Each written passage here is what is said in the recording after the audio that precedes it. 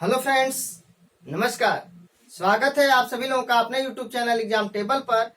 मैं अविनाश कुमार आज आप लोगों को इंडियन पॉलिटी अर्थात भारतीय राज्य व्यवस्था के महत्वपूर्ण प्रश्नों का अगला सीरीज कराऊंगा। दोस्तों, हम लोग एक्ट से संबंधित महत्वपूर्ण प्रश्नों को इस समय हल कर रहे हैं।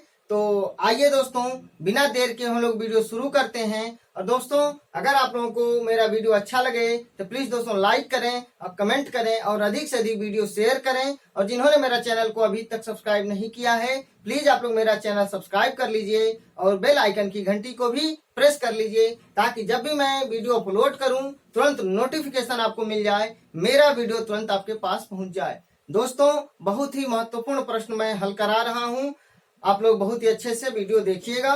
तो आइए दोस्तों, हम लोग देख लेते हैं क्वेश्चंस क्या है।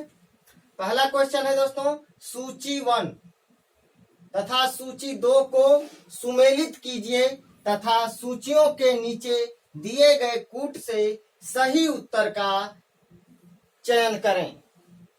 सूची 1 और सूची 2। दोस्तों, पहला ए है नियंत्रण परिषद की स्थापना। तो दोस्तों, हम लोग डायरेक्ट आंसर की बात करेंगे। तो दोस्तों, नियंत्रण परिषद की स्थापना पिट का भारतीय अधिनियम 1784। सर्वोच्च न्यायालय की स्थापना नियामक अधिनियम 1773 अर्थात 1773 के रेगुलेटिंग एक्ट के तहत। दोस्तों, सी ईसाई मिशनरियों को भारत में कार्य करने की अनुमति 1813 का चार्टर एक्ट के तहत। और गवर्नर जनरल की परिषद में कानूनी सदस्य की नियुक्ति 1833 के चार्टर एक्ट के तहत। दोस्तों, गवर्नर जनरल की परिषद में एक चौथे सदस्य को कानूनी परामर्श के लिए शामिल किया गया था। तो इसका आंसर बनेगा दोस्तों, देखिए, नियंत्रण परिषद की स्थापना दोस्तों बोर्ड ऑफ कंट्रोल और बोर्ड ऑफ डायरेक्टर्स।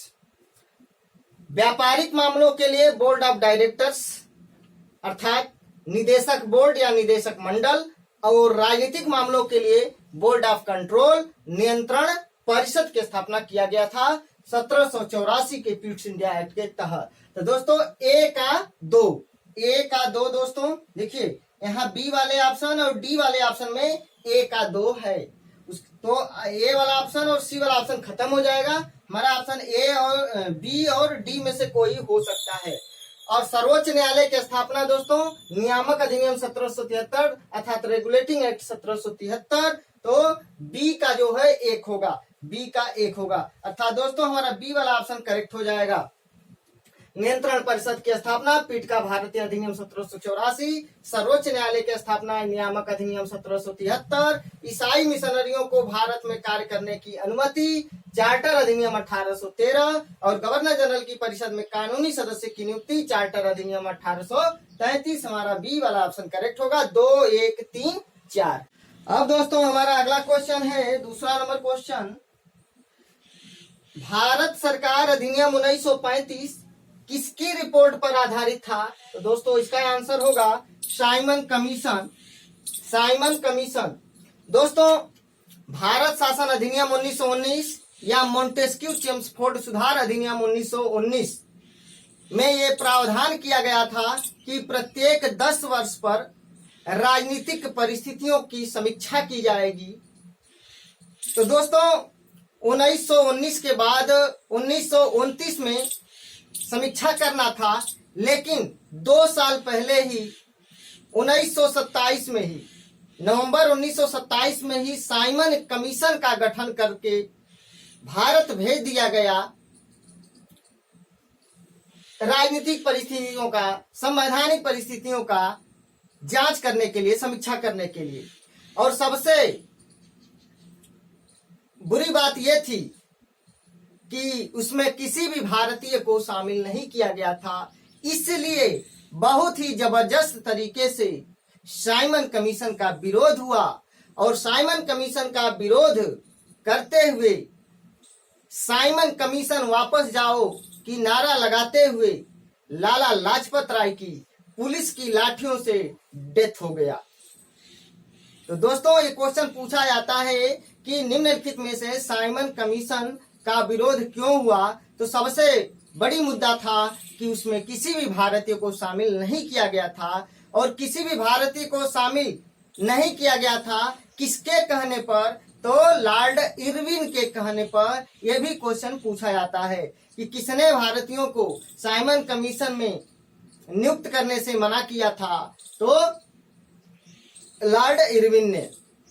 तो इसका आंसर होगा साइमन कमीशन, जो 1927 में ही आ गया था।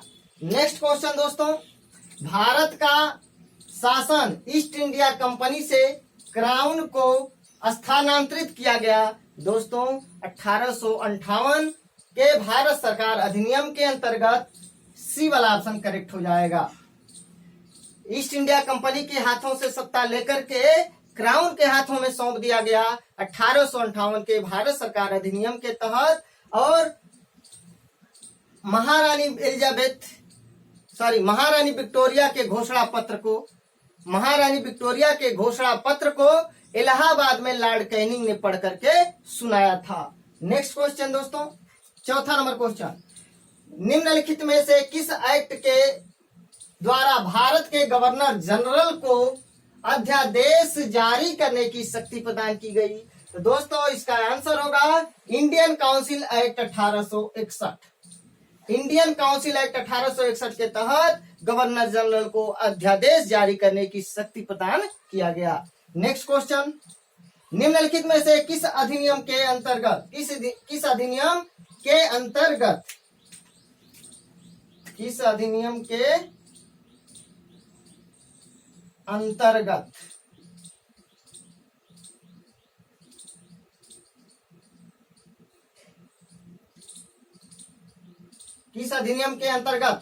भारतीय विधान परिषद को बजट पर बहस करने की शक्ति प्रदान की गई?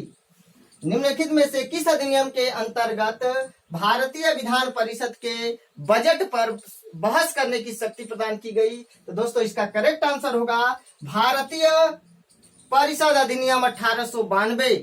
और दोस्तों इस पर प्रश्न पूछने का भी अधिकार दिया गया 6 दिन पूर्व की सूचना देकर। अगर सार्वजनिक हित के मामले में प्रश्न पूछना है तो 6 दिन की सूचना देकर के क्वेश्चन पूछा जा सकता था। तो दोस्तों बहस करने की शक्ति विधान परिषद को 1892 के भारत परिषद अधिनियम के तहत प्रदान किया गया। नेक्स्ट, 1935 का गवर्नमेंट ऑफ इंडिया एक्ट क्यों महत्वपूर्ण है? तो यह भारतीय संविधान का प्रमुख स्रोत है। ए वाला ऑप्शन करेक्ट हो जाएगा। नेक्स्ट, 7वां नंबर क्वेश्चन, भारत सरकार अधिनियम 1935 ने समाप्त की। क्या समाप्त किया दोस्तों? तो दोस्तों ऑप्शन में देखिए क्या क्या है। तो ऑप्शन में है प्रांतीय स्वायत्तता, नहीं। दोस्तों मैं आपको बता दूं 1919 के मोंटेस्क्यू चेम्सफोर्ड सुधार अधिनियम या 1919 के भारत शासन अधिनियम के तहत प्रांतों में द्वैध शासन लागू किया गया था।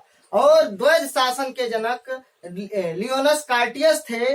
और दोस्तों 1935 के भारत सरकार अधिनियम के तहत प्रांतों से द्वैध शासन समाप्त कर दिया गया और स्वायत्त शासन प्रणाली की शुरुआत हुई और केंद्र में द्वैध शासन को लागू किया गया। तो समाप्त किया गया प्रांतों से द्वैध शासन को समाप्त किया गया 1935 के अधिनियम के तहत। तो बी वाला ऑप्शन करेक्ट हो जाएगा।